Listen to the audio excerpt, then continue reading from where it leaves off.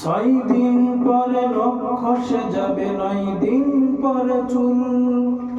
6 দিন পরে নখ খসে যাবে, 9 দিন পরে চুল। কবর গৃহের সামান নিতে কইরো না কেউ ভুল। কবর জায়গা ভালো নয়, আমল দিয়ে কবর গৃহ সাজিয়ে নিতে হয়। কবর জায়গা ভালো নয়, আমল দিয়ে কবর গৃহ সাজিয়ে নিতে হয়। 6 দিন পরে নখ খসে যাবে, 9 দিন পরে চুল। কবর গৃহের সামান নিতে কইরো না কেউ ভুল। কবর জায়গা ভালো নয়, আমল দিয়ে কবর গৃহ সাজিয়ে নিতে হয়। কবর জায়গা ভালো নয়, আমল দিয়ে কবর গৃহ সাজিয়ে নিতে হয়। 17 দিনে পেট ফেটে শেষ পোকার খাদ্য হবে। 60 দিন পরে গোশ থাকবে না, কঙ্কাল পড়ে রবে। 17 দিনে পেট ফেটে শেষ পোকার খাদ্য হবে। 60 দিন পরে গোশ থাকবে না, কঙ্কাল পড়ে রবে। 90 দিনে হাড়গুলি সব, 90 দিনে হাড়গুলি সব আলাদা হয়ে রয়। কবর জায়গা ভালো নয়, আমল দিয়ে কবর গৃহ সাজিয়ে নিতে হয়। কবর জায়গা ভালো নয়, আমল দিয়ে কবর গৃহ সাজিয়ে নিতে হয়। দেহের সেবা বড় লোভ লালসার পাহাড়। হিংসায় জলে বিবেক হলো নফসের কালো আহার। দেহের সেবা বড় লোভ লালসার পাহাড়। হিংসায় জলে বিবেক হলো নফসের কালো আহার। হামান কারণ সবারই, হামান কারণ সবারই পরিণতি পরিচয়। কবর জায়গা ভালো নয়, আমল দিয়ে কবর গৃহ সাজিয়ে নিতে হয়। কবর জায়গা ভালো নয়, আমল দিয়ে কবর গৃহ সাজিয়ে নিতে হয়। 6 দিন পরে নখ খসে যাবে, 9 দিন পরে চুল। কবর গৃহের সামান নিতে কইরো না কেউ ভুল। কবর জায়গা ভালো নয়, আমল দিয়ে কবর গৃহ সাজিয়ে নিতে হয়। কবর জায়গা ভালো নয়, আমল দিয়ে কবর গৃহ সাজিয়ে নিতে হয়। আমার মুসলমান বন্ধুগণ,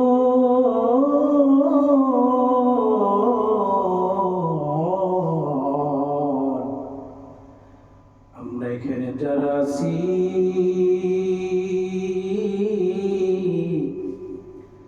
আমরা এক সময় এই পৃথিবীতে কেউই ছিলাম না রে ভাই। ও দরদি মুসলমান ভাই, এমন এক মুহূর্তে আমরা এখানে উপস্থিত রয়েছি রে ভাই। আরেকটা সময় আসবে যখন আমরা সকলে কবরের যাত্রী হয়ে পরকালে চলে যাব রে ভাই। এমন একটা জায়গায় চলে যেতে হবে, সেখানে থাকবে না কোনো সাথী, থাকবে না কোনো বাতি রে ভাই। কবরের যাত্রী হয়ে যখন আমরা কবর দেশের দিকে চলে যাব, যখন আমাদের শ্বাস প্রশ্বাস বন্ধ হয়ে যাবে, আমাদের সবচেয়ে আপনজন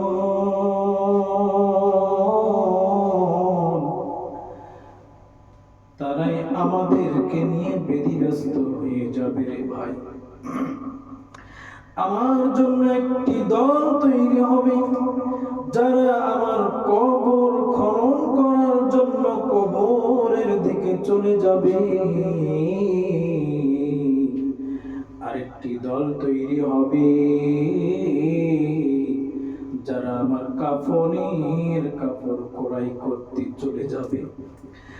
আরেকটি দল তৈরি হবে আমার জন্য যারা আমার কবরের বাঁশগুলো কাটার জন্য বাঁশের ঝাড়ের দিকে দাঁড়িয়ে চলে যাবে রে ভাই।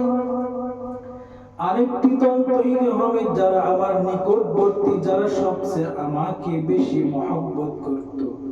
এমন আরেকটি দল তৈরি হবে যারা আমাকে তিনটি কাপড় দ্বারা লজেন্সের মতো প্যাকেট কইরা কাটলির উপর শোয়াই দিবে রে ভাই। এরপরে যারা আমাকে সবচেয়ে বেশি মহব্বত করে, এইরকমই আরেকটা দল তৈরি হবে যারা আমার খাটলিটা কাঁধে করে নিয়ে আমাকে কবরের দিকে নিয়ে চলে যাবে। বাসায় বসে বসে আমার সন্তান কান্না করবে, বাসায় বসে বসে আমার আত্মীয় স্বজন কান্না করবে, বাসায় বসে বসে আমার কলিজার টুকরা সন্তান কান্না করতে থাকবে। আমার আব্বু কোথায় গেল, আমার মা কোথায় গেল। ও দরদি মুসলমান ভাই, কবরের চিন্তা আমাদের সকলের মাথার মধ্যে জাগ্রত করতে হবে রে ভাই। কবর এমন একটি জায়গা, আমাদেরকে কোনো সময় চাপ দিতে ভুল করবে না। যদি আমরা প্রস্তুতিবিহীন কবরের দিকে রওনা দেই, কবর আমাদেরকে কোনোভাবেই ছাড় দিবেন না। কবরের দুইটি হালত হবে, নবীজি ঘোষণা দিয়েছেন, ইন্নামাল কবরু রাউদাতুম মিন রিয়াদিল জান্নাহ আও হুফরাতুম মিন হুফারিন নার। দরদি মুসলমান ভাইরা আমার, পর্দার আড়ালের আমার মা ও বোনেরা, হয়তো কবর আমাদের জন্য জান্নাতের একটি বাগিচা হয়ে যাবে, আর না হয়তো কবর জাহান্নামের একটি গর্তের মধ্যে একটি গর্ত হয়ে যাবে। এ মুসলমান ভাই, যদি পায়ে হাত দেয়া লাগে রে ভাই, পাটা আমার নিকটে গিয়ে দাও, আমি তোমাদের পায়ে হাত রেখে বলি, কবরের সামান নিয়ে যদি কবর দেশে যাইতে না পারি, সাপ বিচ্ছু আমাদেরকে ছাড় দিবে না। কবরের মধ্যে এমন অজগর সাপ নিযুক্ত করা হবে রে ভাই, একবার সবল মারলে ৭০ গজ নিচে আমরা চলে যাব। আবার সেখান থেকে টেনে টেনে উঠানো হবে, আবার বিষাক্ত সাপ সবল মারবে। এরকম ভাবে কবরের মধ্যে আযাব দিতেই থাকবে, দিতেই থাকবে। আর যদি আমরা সামান নিয়ে কবরের জগতে যেতে চাই, তাহলে আল্লাহ রাব্বুল আলামিন বান্দার জন্য জান্নাত অবধারিত করে দিবে। এই জন্য কবরের চিন্তা আমাদেরকে মাথার মধ্যে সর্বক্ষণই রাখতে হবে। ব্যবসা বাণিজ্যের মধ্যে লাভবান হওয়ার জন্য আমরা সর্বক্ষণ ফিকির করতে থাকি কিভাবে ব্যবসায় উন্নতি হবে। ঠিক তেমনি ভাবে মাথার মধ্যে সর্বক্ষণ চিন্তা চেতনা রাখতে হবে কিভাবে কবরের জগতে গিয়ে ছাড় পেয়ে যাব। মাথার মধ্যে রাখি, কবরে আমাদের কোনো টেনশন হবে না। চিন্তা করে দেখো না, কবরে কি যাইবা না। চিন্তা করে দেখো না, কবরে কি যাইবা না। যে কবরে আল্লাহ ছাড়া অন্য কেউ রবে না, যেই কবরে আল্লাহ ছাড়া অন্য কেউ রবে না।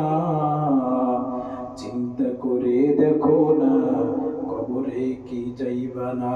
চিন্তা করে দেখো না, কবরে কি যাইবা না। আমার মুসলমান বন্ধুগণ,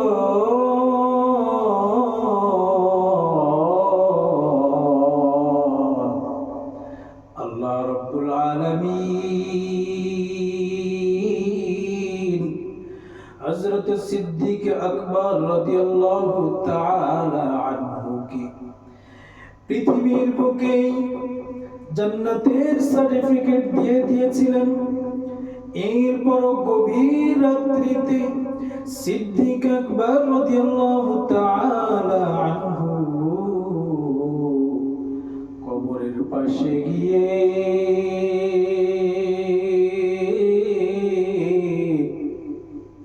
চিৎকার করে কান্নাকাটি করতেন গভীর রাত্রে। এত গভীর রাত্রে কবরের মধ্যে কে কান্না করে, কে কান্না করে?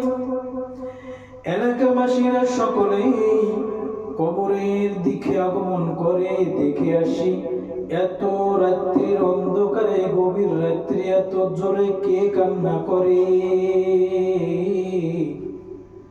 কবরের পাশে গিয়ে দেখে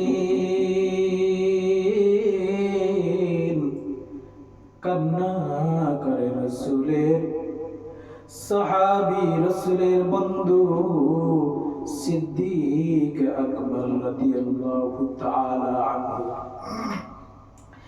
সিদ্দিক আকবরের কান্না দেখে উপস্থিত সকলে জিজ্ঞাসা করেন, সিদ্দিক,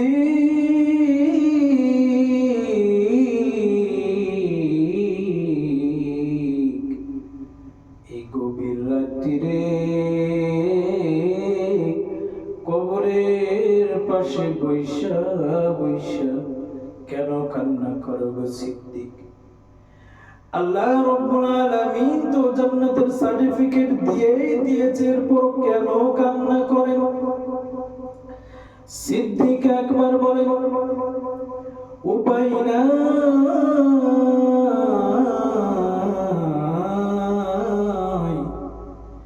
যে মালিক জান্নাতের সার্টিফিকেট দিয়েছে, যে মালিক জান্নাতের সার্টিফিকেট কনফার্ম করেছে, সে মালিক এই জান্নাতের সার্টিফিকেটকে বাতিল করতে এক সেকেন্ডও টাইম লাগবে না। এই জন্যই কান্না করি, যাতে করে জান্নাতের সার্টিফিকেট বাতিল না হয়। ও মুসলমান দরদি ভাই, পায়ে হাত রেখে বলি রে ভাই,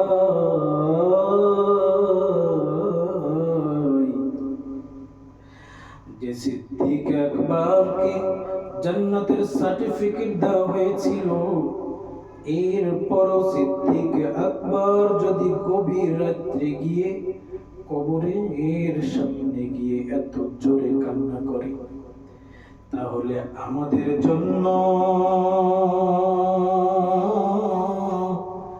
কিরকম পর্যায়ের প্রস্তুতি নেওয়ার প্রয়োজন, আর কিরকম কবরের চিন্তাধারা অন্তরের মধ্যে লালন করার প্রয়োজন। এ দরদি মুসলমান ভাই, পৃথিবীর কোন জায়গায় আমাদের মৃত্যু হয়ে যাবে, কোন সময় মৃত্যু হয়ে যাবে, আমরা কেউই বলতে পারবো না রে ভাই। যদি সঠিক ঈমান আর সঠিক আমল নিয়ে কবরের দিকে রওনা দিতে পারি, আল্লাহ রাব্বুল আলামিন ফেরেশতাদেরকে ডেকে ডেকে বলবেন, ও আমার ফেরেশতারা রে,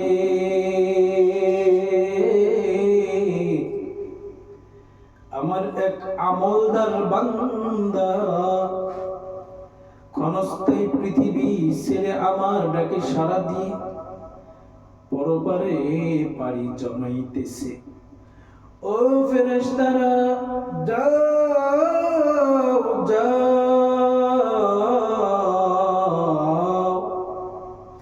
প্রথম আসমান থেকে নিয়ে ষষ্ঠ আসমান পর্যন্ত, এমনকি আমার এই শাহী দরবার পর্যন্ত, আরশে আজিম পর্যন্ত আমার বান্দাকে সংবর্ধনা জানানোর জন্য তোমরা সকলেই ৭০,০০০ প্রকারের পাপড়ি ফুল, যে ৭০,০০০ প্রকারের ফুলের মধ্য থেকে ৭০,০০০ প্রকারের ঘ্রাণ প্রবাহিত হবে, এরকম ফুলের পাপড়ি গুলোকে নিয়ে আমার ইমানদার আমলদার বান্দাকে সংবর্ধনা দেওয়ার জন্য উপস্থিত হয়ে যাও রে ফেরেশতারা। আল্লাহ রাব্বুল আলামিন এই ইমানদার আমলদার মুমিনকে সংবর্ধনা জানানোর জন্য ফেরেশতারা প্রত্যেক আসমানের গেটে গেটে দাঁড়িয়ে যাবে। প্রত্যেক ফেরেশতাদের হাতে হাতে থাকবে ফুলের পাপড়ি, যে সকল ফুলগুলো থেকে ৭০,০০০ প্রকারের ঘ্রাণ প্রবাহিত হইতে থাকবে। এ মুমিন বন্ধু, শুধু তাই না,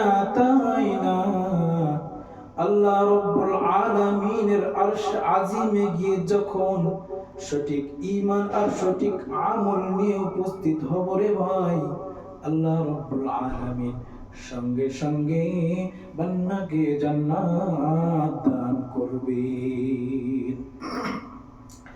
বান্দার জন্য খেদমতের যে হুর গেলমান থাকবে, হুর গেলমানদের শরীরের মধ্যে ৭০,০০০ প্রকারের রঙে বেরঙের কাপড় পরিধান করে থাকবে। জান্নাতি ব্যক্তি জান্নাতের মধ্যে প্রবেশ করার সঙ্গে সঙ্গে এরকম হুর গেলমানের সেবা যত্ন যখন পেতে থাকবে, জান্নাতি ব্যক্তি হুর গেলমানের সেবা পাওয়ার কারণে আরামের সহিত ঘুমিয়ে যাবে। ঘুমাইতে ঘুমাইতে অনেক সময় চলে যাবে। একটা সময় আসবে, হুর গেলমান জিজ্ঞাসা করবে, কই গো ওঠো না, খানা কি খাবা না?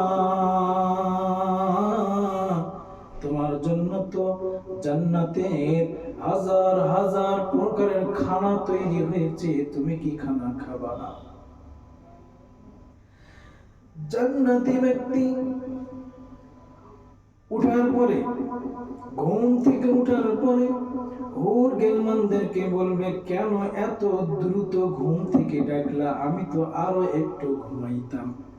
হুর গেলমান বলবে, না না, অনেক সময় আপনি ঘুমাইছেন, এখন আপনার খানার পালা।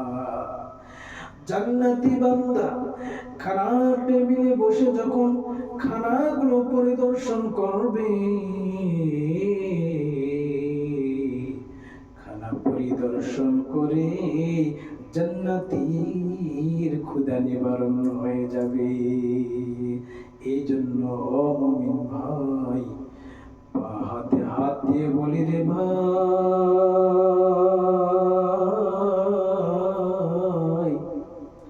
সময় নষ্ট না করে দ্বীনি কথাগুলো শুনতে চলে আসো রে ভাই। হইতে পারে আজকের একটি কথা তোমার সারা জিন্দগির নাজাতের জরিয়া হয়ে যাবে।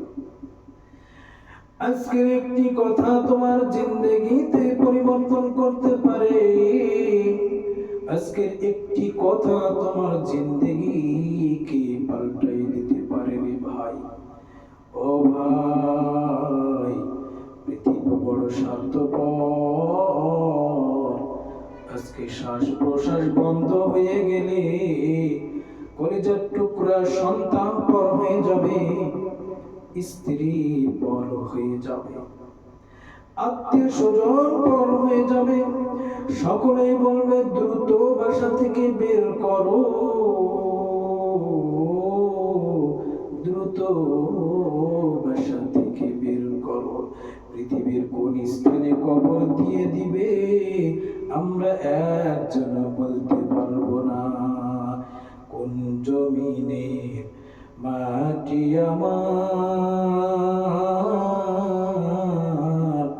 হবে গোরস্থান, কোন জমিনে মাটি আমার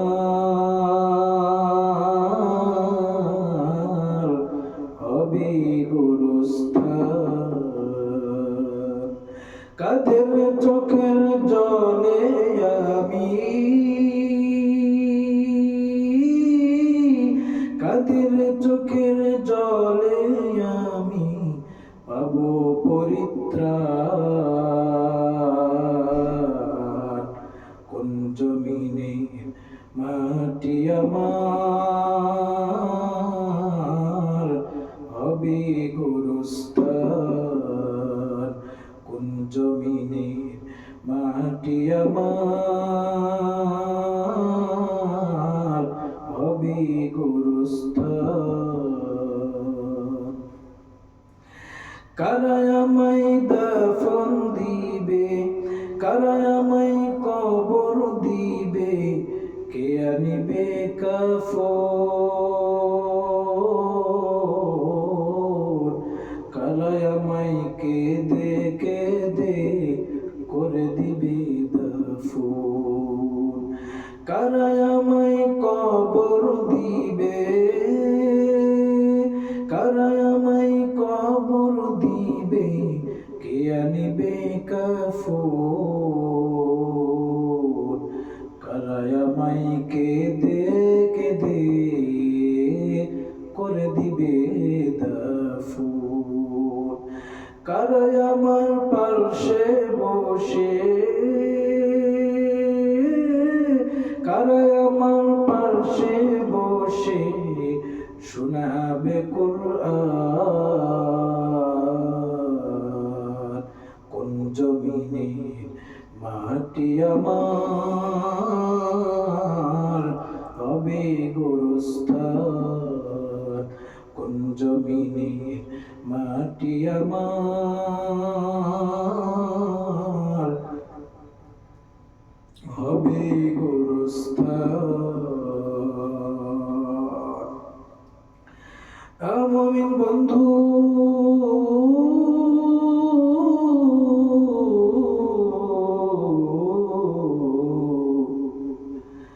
যদি আমরা সঠিকভাবে পৃথিবী থেকে বিদায় নিতে চাই রে ভাই,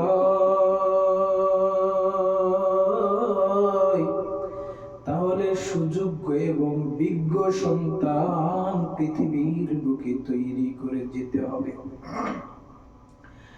এ বন্ধু, তোমার সন্তানকে তুমি এমবিবিএস বানাও, এফসিপিএস বানাও,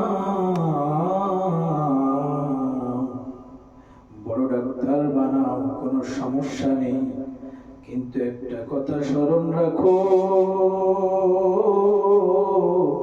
তুমি যখন ইন্তেকাল করবে তখন তোমার সন্তান তোমার জানাজার নামাজ শুদ্ধভাবে পড়তে পারবে কিনা, পড়াইতে পারবে কিনা, এই যোগ্যতা সন্তানকে অর্জন করাইতে হবে।